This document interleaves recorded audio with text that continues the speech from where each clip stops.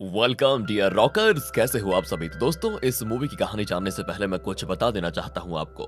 इस मूवी की कहानी को लेकर साउथ इंडिया की तरफ लोगों का ये मानना है कि ये कहानी real life dosa king case से इंस्पायर है। अब ये केस क्या है ये आप पता कर सकते हैं। या आप में से ज्यादातर लोगों को इस केस के बारे में पहले से पता होगा। यहाँ तक कि हिंदी मूवी इंडस्ट्री में भी डोसा किंग केस से इंस्पायर्ड मूवी रिलीज करने का अनाउंसमेंट हुआ था, पर मूवी रिलीज नहीं हुई। और अभी जिस मूवी की कहानी हम देखने वाले हैं उसके क्रिएटर्स ने ऐसा कुछ भी क्लेम नहीं किया है कि ये मूवी डोसा किंग केस से इंस्पायर्ड है। पर तब भी जिन्होंने उस केस के बारे में जाना है उन्हें शायद इस कहानी में उससे रिलेटेड चीजें देखने को मिल जाए। तो चलिए शुरू करते हैं। तो कहानी की शुरुआत होती है आनंद नाम के एक एनजीओ संभालने वाले आदमी से, जो कि अपना पूरा समय एनजीओ के मेंटली और फिजिकली चैलेंज्ड लोगों को संभालने में बिताता है। उन लोगों के खाने से लेकर उनके सोने तक के सभी काम आनंद ही संभालता है और आनंद को अपना ये काम बहुत ही पसंद आता है। तब एक दिन की बात है कि आनंद रोड साइड पर एक भिखारी को देखता है जिसकी हालत बहुत ही खराब होती है और वो कचरे में से खाने को चुन चुन कर उसे खा रहा होता है। आनंद बेचारा उस भिखारी की मदद करने की सोचता है कि यार ऐसे क्यों खा रहा है ये, पर भिखारी को ऐसे लगता है कि वो उसका खाना चुराने के लिए आ रहा है, जिस वजह से वो अपने खाने को छुपा देता है और एक डंडा लेकर आनंद को मारने आता है। आनंद फिर खुद को बचा लेता है उससे और उस भिखारी को कुछ खाने वाली चीज का लालच देकर अपनी कार में बिठा लेता है। फिर यहाँ से वो सीधे उसे अपने एनजीओ में लेकर आता है और वहाँ आते ही उस भिखारी की हालत में सुधार आ जाता है। धीरे धीरे आनंद खुद से उसका ख्याल रखने लगता है, उसके बाल काटता है, उसे नहलाता है, सुबह शाम खुद ही खाना खिलाता है, जिस दौरान वो ये गौर करता है कि भिखारी के पास एक बैग है जिसे वो किसी को नहीं देता। अब एक रात दोस्तों, उसके सोने के बाद आनंद उस बैग को खोलता है और उसमें उसे भगवान मुरुगन की फोटो के साथ एक डायरी मिलता है जिस पर नाम लिखा होता है मुरुगप्पा संडायर, जो कि उस भिखारी का असली नाम होता है। और जैसे ही आनंद उस डायरी का पहला पेज पढ़ता है उसके होश उड़ जाते हैं, ये जानकर कि मुरुगप्पा असल में एक करोड़पति आदमी है और अब बताओ उसकी ऐसी हालत हो चुकी है। जिसके बाद वो और इंटरेस्ट के साथ आगे पढ़ना शुरू करता है और कहानी जाती है फ्लैशबैक में, जहाँ पर हम मुरुगप्पा के बारे में जान पाते हैं, जो कि असल में एक बिलियनर होता है। उसके ढेरों शहर में दुकानें होती है, कई पेट्रोल पंप्स होती है, अलग अलग कंस्ट्रक्शन साइट होती है और किसी राजा से कम नहीं थी उसकी जिंदगी। मुरुगप्पा के कई मिनिस्टर से पहचान भी थी और बस एक चीज को छोड़कर उसकी जिंदगी में कोई प्रॉब्लम नहीं थी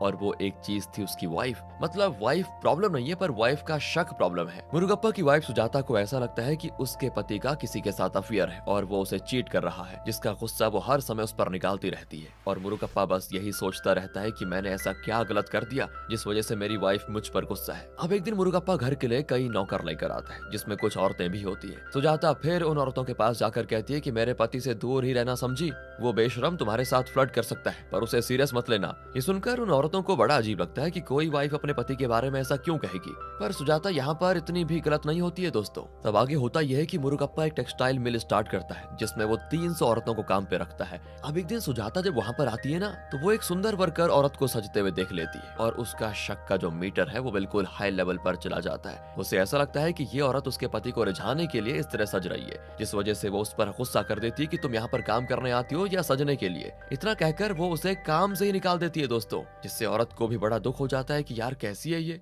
आगे वो औरत मीरा अपने पति के साथ मुरुगप्पा से मिलने जाती है और उन्हें इस बारे में बताती है कि देखिए आपकी वाइफ ने मुझे काम से निकाल दिया। मुरुगप्पा उसे कहता है कि मेरी वाइफ को गलत मत समझना, हर पत्नी अपने पति के लिए थोड़ा शकी होती है। अब से तुम्हें काम पर आने की जरूरत नहीं है, मैं तुम्हें 15,000 की सैलरी बिना काम के ही दे दूंगा, तुम्हारे घर पर भिजवा दूंगा मैं। मीरा की तो खुशी का ठिकाना नहीं होता ये सुनकर और वो मुरुगप्पा की बहुत रिस्पेक्ट करने लगती है। इस हद तक रिस्पेक्ट करती है कि वो सोते जागते बस उसी का नाम लेने लगती है, जो चीज मीरा का हस्बैंड भी नोटिस कर रहा होता है दोस्तों। और वो अगले दिन मुरुगप्पा से मिलकर कहता है कि एक काम कीजिए ना, आप मेरी वाइफ से शादी कर लीजिए, वो आपको पसंद करती है और मैं वैसे भी उसे कोई अच्छी जिंदगी नहीं दे पा रहा हूँ। मुरुगप्पा गुस्से में कहता है कि तुम क्या कह रहे हो, पता भी है तुम्हें? तुम्हारी पत्नी ने सुन लिया तो? वो कहता है मेरी पत्नी बाहर ही खड़ी हुई है। मुरुगप्पा फिर बाहर जाकर मीरा से मिलता है और उसे मीरा की आंखों में उसके लिए सच्चा प्यार नजर आता है दोस्तों, पर वो सीधे उससे शादी तो नहीं कर सकता ना, दिक्कत हो जाएगी, जिस वजह से वो उस बारे में जरा सोचने का फैसला करता है। अब उसी शाम मुरुगप्पा से एक पंडित मिलने आता है जो उसे ये कहता है कि देखो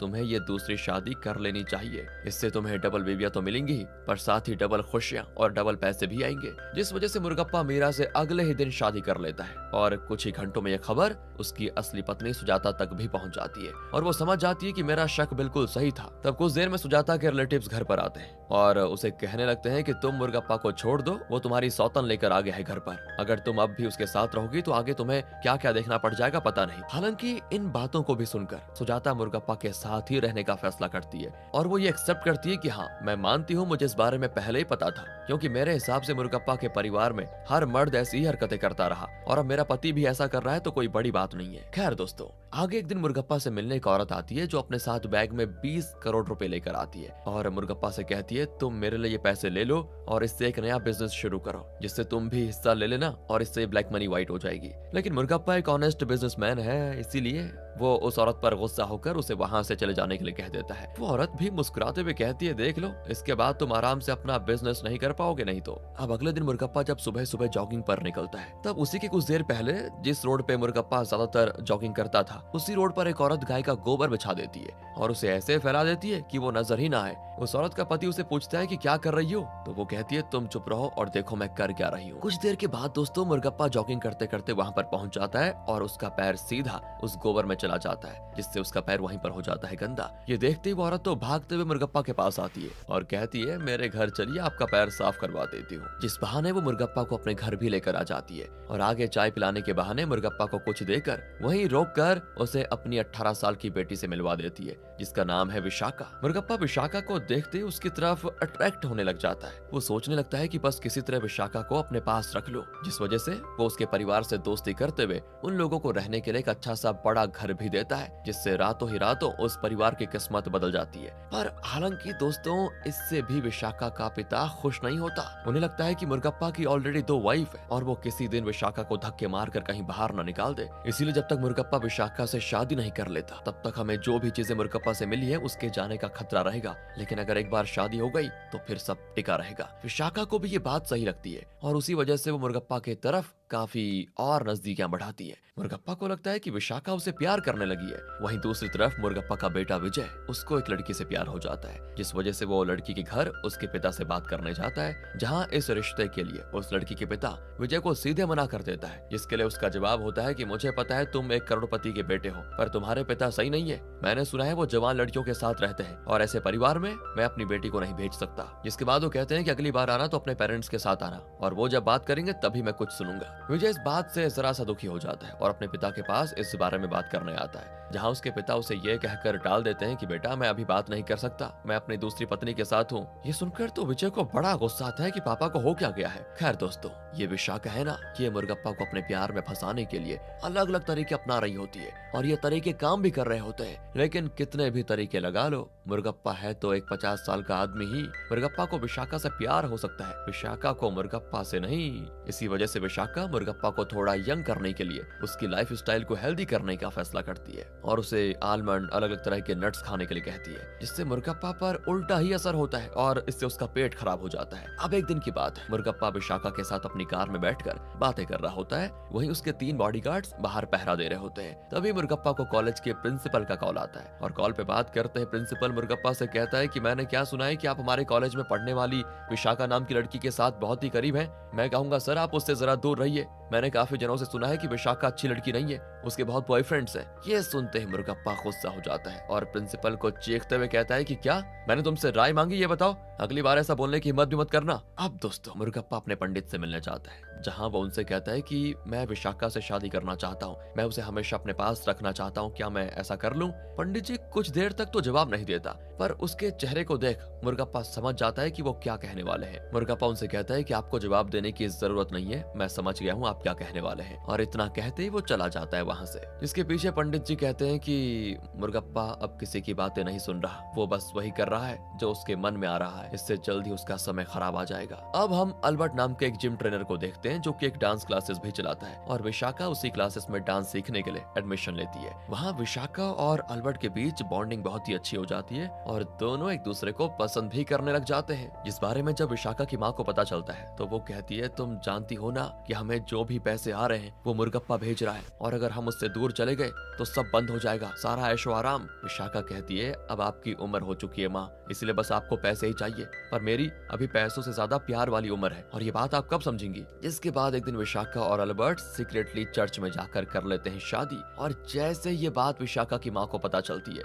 वो मुर्गप्पा को बता देती है विशाखा की शादी वाली बात। आगे हम देखते हैं कि अल्बर्ट को पुलिस अरेस्ट करके पुलिस स्टेशन लेकर आ गई, जहाँ विशाखा भी उसके साथ है। तब वहाँ पर पता चलता है कि अल्बर्ट कोई अच्छा आदमी नहीं है, उसने पहले कई औरतों को पैसों के लिए चीट भी किया है और उनसे पैसे भी हड़पे हैं। उन्हीं में से एक औरत का पति अल्बर्ट को अरेस्ट करवाता है और उसे जाने देने के बदले 15 लाख रुपए मांग रहा होता है। तब वहाँ पर मुर्गप्पा के बॉडीगार्ड्स पहुंच जाते हैं, जिन्हें मुर्गप्पा ने ही भेजा होता है वहाँ पर, ताकि वो अल्बर्ट और उस आदमी के बीच सेटलमेंट कर पाए। यानी कि अल्बर्ट के अरेस्ट होने की बात भी मुर्गप्पा तक पहुंच चुकी थी। खैर दोस्तों, आगे बॉडीगार्ड्स उस आदमी को 15 लाख रुपए दे देते हैं और अल्बर्ट को बेल मिल जाती है। लेकिन अब विशाखा को अल्बर्ट पर ट्रस्ट करना बहुत ही मुश्किल हो गया था, क्योंकि उसे अब उसका सच पता चल गया था। वो आगे गौर करती है कि अल्बर्ट एक शराबी भी है। तो विशाखा जब अल्बर्ट से कहती है कि तुम सुधर जाओ, तुम्हें छुड़ाने के लिए हमने 15 लाख रुपए दिए हैं। ये सुनते ही अल्बर्ट कहता है कि अच्छा, तुम्हारे पुराने लवर ने 15 लाख रुपए दे दिए, तो मतलब वो तुम्हारे कहने पर बहुत कुछ कर सकता है। इतना कहते ही अल्बर्ट एक अलग तरह से विशाखा और मुर्गप्पा के रिश्ते को देखने लगता है, और अब ये पूरी कहानी मुर्गप्पा को पता चल जाती है और वो दोनों को मिलने के लिए बुलाता है। जब वो अल्बर्ट से कहता है कि देखो, अब विशाखा तुम्हारी पत्नी है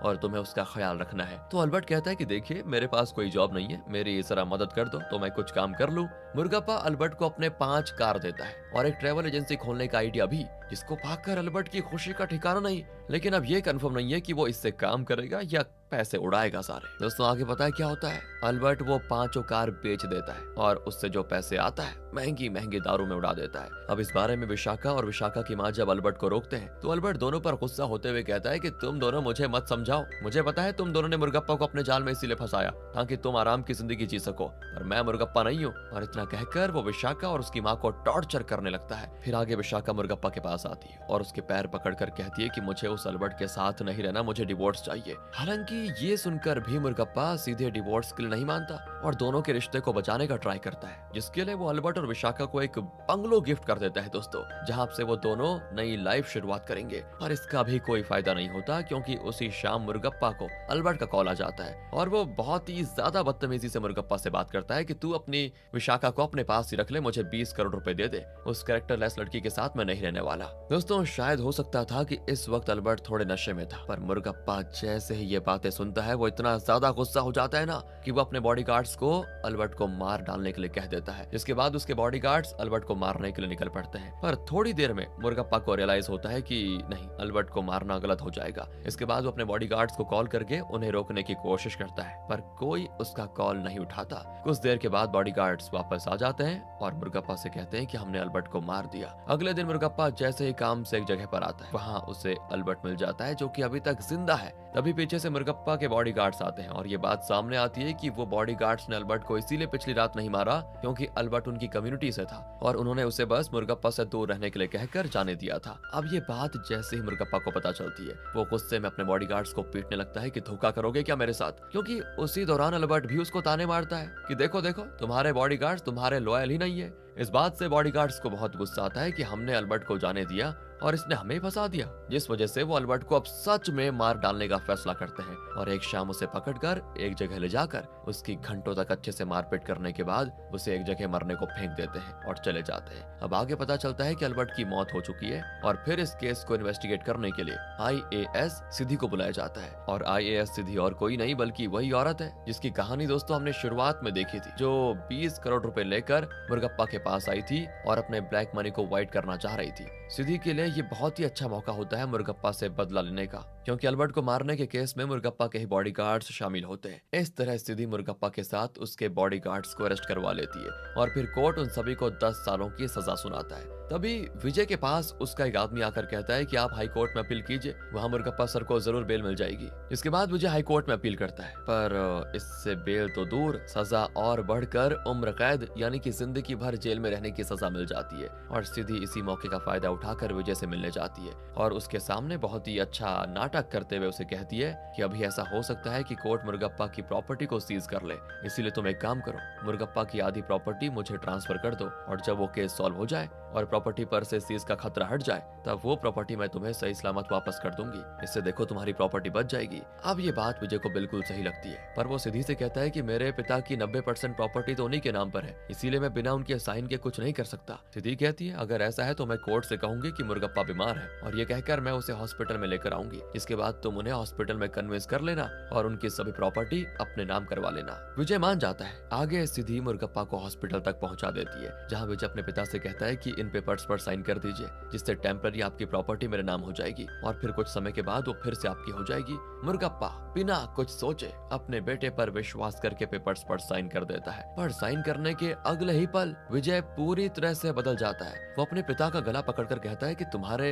इतनी उम्र में भी लड़कियों पर दिल कैसे आ जाता है? पता है तुम्हारी वजह से मुझे कितना शर्मिंदा होना पड़ा, तुम्हारी वजह से मुझे प्यार नहीं मिल रहा। मैं बस इतने सालों से इसी मौके की तलाश में था कि कब प्रॉपर्टी मेरे नाम हो। इतना कहकर विजय हॉस्पिटल रूम से निकलते हुए वहाँ के डॉक्टर को कहता है कि मेरे पिता को जहर देकर मार देना। पर जो डॉक्टर वहाँ पर होता है, मुर्गप्पा ने उस डॉक्टर को एक वक्त पर बहुत मदद की थी, जिस वजह से वो मुर्गप्पा को नहीं मारता, उल्टा उसे वहाँ से भागने में मदद कर देता है। आगे हम विजय को देखते हैं जो सिद्धि को कॉल करके कहता है क्या मैं तुम्हें इतना बेवकूफ नजर आता हूँ जो आधी प्रॉपर्टी तुम्हें दे दूंगा और सोचूंगा कि तुम मुझे लौटा दोगी? मेरे पास मेरे लॉयर्स की टीम है, जो भी होगा मैं संभाल लूंगा। इतना ही नहीं दोस्तों, विजय फिर मीरा के पास भी जाता है और उसे घर से निकाल देता है, क्योंकि अब तो उसको रोकने के लिए मुर्गप्पा है नहीं। दूसरी तरफ मुर्गप्पा विशाखा की माँ के पास पहुंचता है ताकि वहां वो छुप कर कुछ दिन रह पाए, क्योंकि उसके पीछे पुलिस पड़ी भी थी। पर विशाखा की माँ मुर्गप्पा को वहां से चले जाने के लिए कह देती है, ये कहते हुए कि तुम हमें भी इस केस में फंसा दोगे, निकलो यहाँ से। तभी वहाँ पर विशाखा नशे की हालत में आती है और मुर्गप्पा फिर उससे मदद मांगता है, जहाँ नशे में वो कहती है मुझे अब नया बॉयफ्रेंड मिल गया है, प्लीज मेरी लाइफ से चले जाओ, मैं किसी केस में नहीं फंसना चाहती। मुर्गप्पा को इन चीजों से समझ आ जाता है कि उसका असल में कोई है ही नहीं और सभी फायदे के लिए उसके साथ थे। और यही सारी चीजें मुर्गप्पा अपनी एक डायरी में भी लिख रहा होता है, जिसमें वो अपने साथ हो रही सभी बातों को लिखता है। इस दौरान समय बीतता है, मुर्गप्पा महीनों तक पुलिस से भाग रहा होता है और बिना पैसे के उसकी हालत बिल्कुल भिखारी जैसी हो जाती है। वहीं मुर्गप्पा के बॉडीगार्ड्स अभी भी जेल में होते हैं, जहां वो सभी अपने लिए एक लॉयर हायर करते हैं। और फिर जब लॉयर थोड़ा केस को इन्वेस्टिगेट करता है तब पता चलता है कि मुर्गप्पा के बॉडीगार्ड ने अल्बर्ट को मारा ही नहीं, बल्कि अल्बर्ट को किसी और नहीं मारा। असल में उसे मारा नहीं गया, वो खुद की गलती से मरा। जरा कंफ्यूजिंग होकर समझाता हूँ। तो हुआ ये कि जब दूसरी बार बॉडीगार्ड्स ने अल्बर्ट को पकड़ा तब भी वो अल्बर्ट को थोड़ा बहुत मारकर जाने देते हैं, पर उसी के कुछ देर के बाद कुछ आदमियों का एक ग्रुप अल्बर्ट को पकड़कर किडनैप कर लेता है और कार में उसे बिठाकर जंगल की तरफ लेकर जाता है, जहाँ उस दौरान कार में अल्बर्ट को बहुत मारते हैं और फिर उसे एक वीडियो दिखाते हैं जिसमें एक औरत ने सुसाइड कर लिया था और वो औरत अल्बर्ट की पुरानी लवर थी, जिसे प्यार का झांसा देकर अल्बर्ट ने ढेरों पैसे ले लिए थे और फिर डिप्रेशन में आकर उस औरत ने जान दे दी थी। इसी वजह से वो आदमी अल्बर्ट को मार रहे थे। पर तभी अल्बर्ट कार से जंप करके भागने की कोशिश करता है, लेकिन कार से जंप करते ही बड़े पत्थरों पर लगने से उसकी मौत हो जाती है और ये सभी चीज कार के कैमरे में रिकॉर्ड होती है। इस बारे में सिद्धि को पता होता है दोस्तों, वैसे यानी कि इन्वेस्टिगेशन के दौरान सिद्धि को ये बातें पता चल गई थी, पर मुर्गप्पा से बदला लेने के लिए उसने झूठा केस बनाया और ये सभी सच लॉयर अब कोर्ट के सामने रखता है, जिससे मुर्गप्पा और उसके बॉडीगार्ड को बेल मिल जाती है और सिद्धि को सच छुपाने के लिए सजा। और ये लॉयर वाली बात और केस सॉल्व हो जाने वाली बात